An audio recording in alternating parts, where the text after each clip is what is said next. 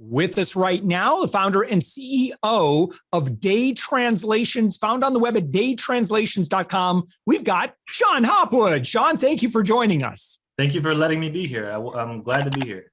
I should point out that Day Translations has been around a little while. You started this company back in 2007. We were kind of joking beforehand. Yeah. That makes you OG in the world of internet-based businesses. But I'll let you kind of give us an overview of exactly how Day Translations works. And I should also point out, you've worked with some pretty big companies. Like if I'm looking at your, kind of your list of who's who on here. Oh, darn it, I missed it. Well, I'll let you kind of name drop who you worked with. Sure. I saw the logos here. Oh, there we go. HBO, Nickelodeon, Bank of America, Facebook, Amazon, Tesla. You've worked with a few. Yeah. Yeah. And yeah, as you were saying, I guess I am considered an OG now. I'm still only 41, and I try to keep that mindset of constant growth and constant innovation. So it doesn't feel like I've been around that long, but I guess I have. And I just feel like I have that mindset of always, just a startup entrepreneur. But yeah, we have worked with a lot of different companies, surprisingly. And whenever we get a call from these large companies like HBO or Oracle or Tesla, I feel very, humbled. I don't have any fear of working with these large corporations because I'm very confident in what we do in translation.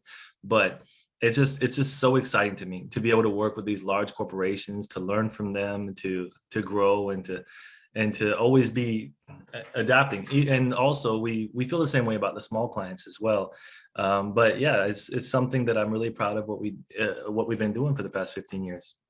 You have a network of over 20,000 linguists. Can you kind of explain how everything works? Sure, yeah. Well, a lot of translation companies have the business model.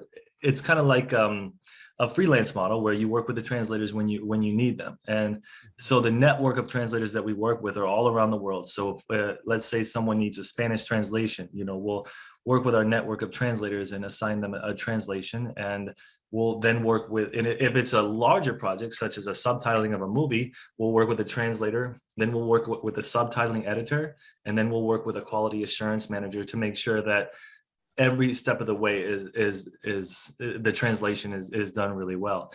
And by that same token, when we're not needing that person, we're not paying that person, which is a pretty good business model to keep your expenses low. But we do have a lot of full-time translators that work with us because we have a large amount of work that we do. We have a lot of people now, since we've been around for 15 years.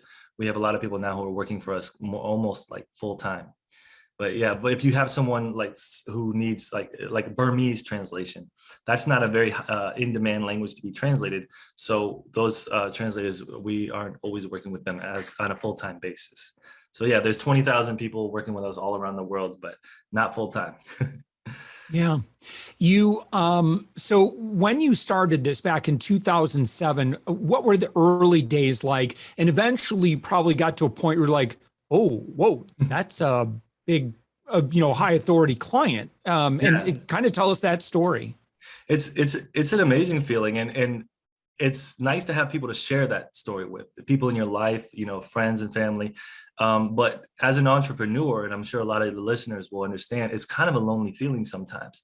Like I'm sitting there, I started the company in 2007, and I worked with a couple of churches doing translation in Tampa for churches, going actually just door to door, and asking if people needed translations or going by word of mouth. And then I got my first large project, was like a $12,000 project for a franchising company. And I was like, wow, this is amazing, And some people, and I speak to people who are not entrepreneurs, and that kind of scares them in a way, or they don't know how to handle it. As an entrepreneur, you just want to take on the challenge. And so, I couldn't do I was actually doing the translations myself in the beginning because I'm a Spanish translator myself. And I realized I could not do this project myself. So I had to start hiring a lot of people. I didn't back off from the project. I hired a lot of people to help us complete the project on time, to make sure it was proofread and make sure the client was happy. And so at that moment, I was actually working at another company. I was working at a hospital. So I was starting my company as well as working at the hospital.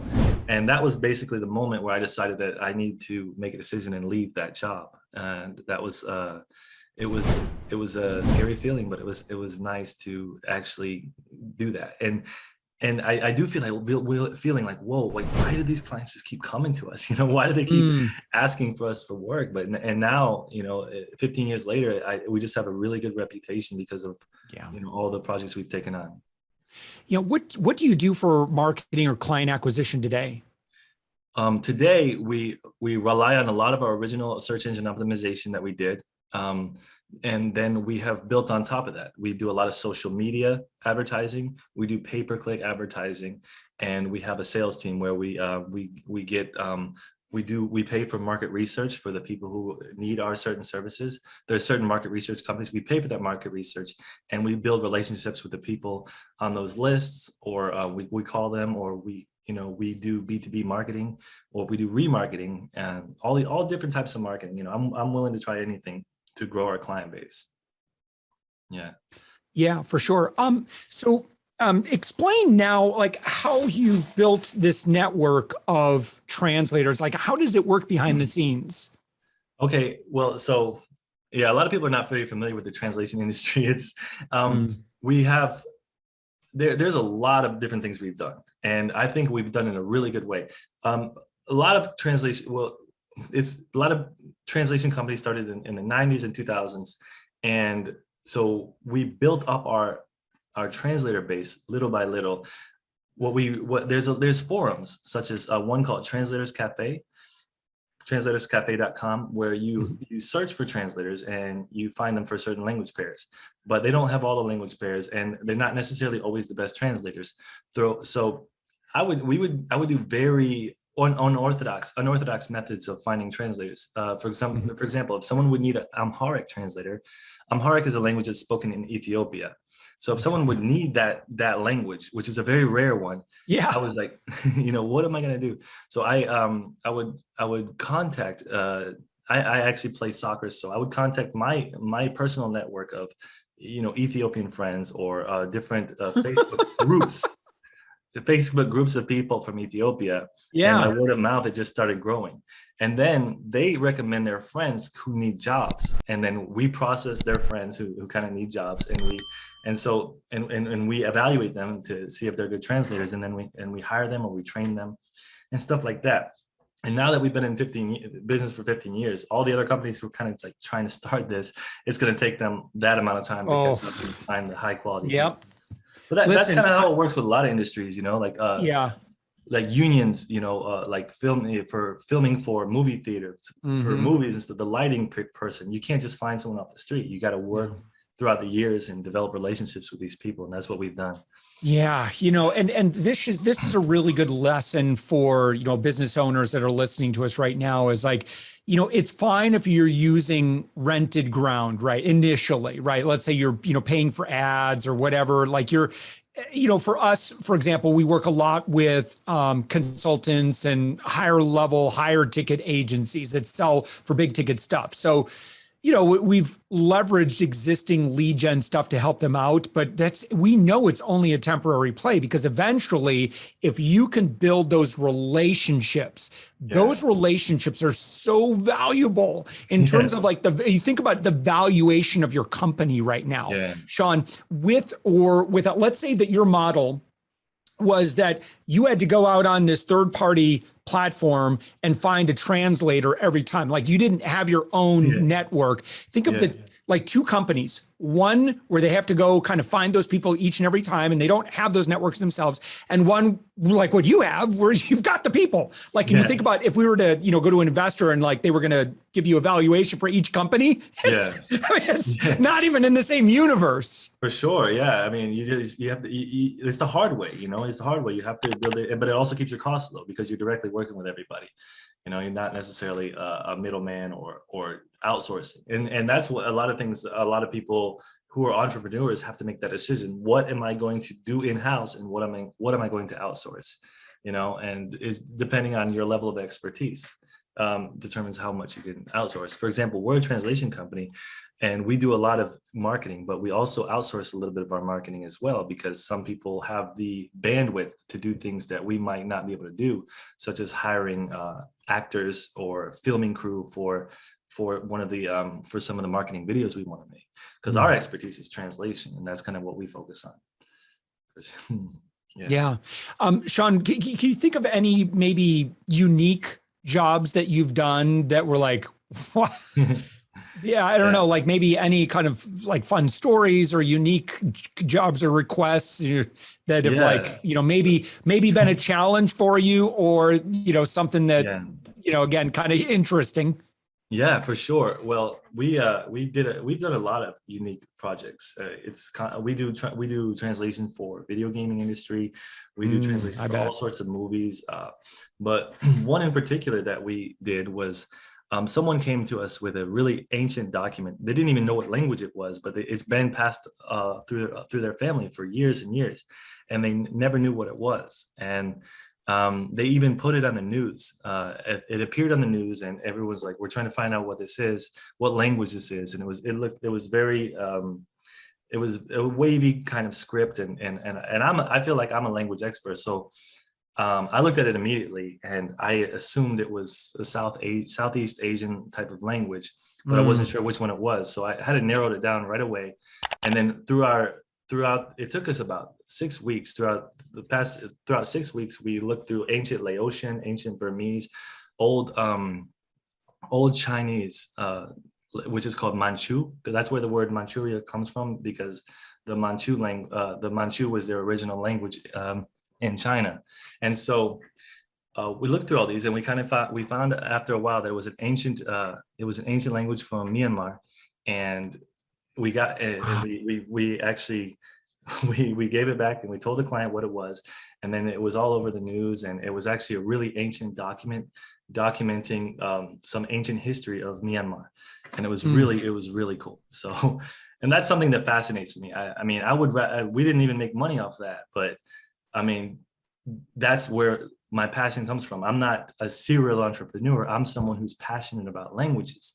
So, you know, I could sit there and waste time and waste money forever doing something that I love, you know, and, you know, we're sitting here doing like large, huge, you know, $100,000 projects, and I'm sitting here focusing on this ancient language because it's something that I'm passionate about.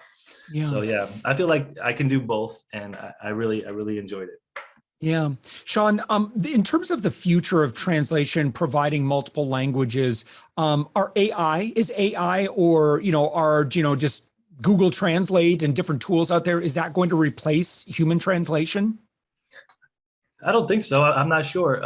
I think that I'm a big time adapter of technology. For example, internally, we do AI translation AI. So that's already a part of what we do. We offer all these services, and a lot of the translation companies need to always learn to adapt. You know, I personally used to use Google Translate, but now I use our own translator because it does the same thing that Google Translate does. So I figure, well, might as well use what our company does, get us more get us more exposure. So we actually made a translation bot that does the exact same thing that Google Translate does, to kind of teach people in a way. You know, you can use this AI translation, you can use this automated translation if you want. And when you realize it doesn't exactly do what you need, and you can use it for short conversations, but when you realize it doesn't do what you need, you're already within our ecosystem, and you can request a human translator. So I don't shy away from technology. You know, we kind of like did the same thing that Google Translate does to kind of capture even more clients, and that even grew our client base. And now there's other things that we do in our industry, which is called machine translation, memory, and NLP, which is natural language processing. Our company does all these things. We're actually gathering translation information and feeding it into our own NLP bot, natural language processing robot, in order to train it to do better translations than other machine software. So yeah, I do strongly believe in translation technology. It's something that, you know, it's not nearly ready yet, but I mean, whenever it is ready, I'm ready too. Yeah, that's a good tack to take, in my opinion. For sure. And kind of just always looking at where the future is, and like wherever it is, I'm going to be there. Sean, the cost of poor translation or not having translation available, it looks like you've been able to do some, or you've heard some stories in your time in terms of like lost revenue or lost deals. It's even, occasionally you'll buy a product, it's from overseas, and you look at some of the translation, it's just so bad. And it's like, obviously, that to me communicates, ooh, man, do I really want to buy this? I mean, if they didn't take the time, to write this in, if they're going to be writing in English, then probably want to be using proper grammar, punctuation, that sort of thing, not misplacing words and that sort of thing. And it's lost sales when it's probably not that expensive to have someone, go around the outside of the box and make sure that everything on the outside of the box and in the instruction guide is, kind of on target with your target language. Definitely. Yeah. That's a thing that I've always tried.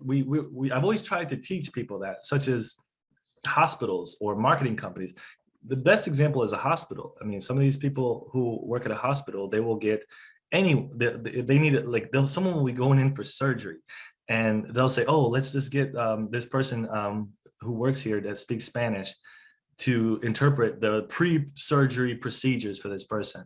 And this person is not a professional interpreter, and they'll explain everything. They won't understand the words. They won't know the correct medical terms. They're not insured like our company, because we're insured for every project that we do. And that person, imagine being in a surgery and not understanding what they're telling you. I mean, that's a good reason for panic right there.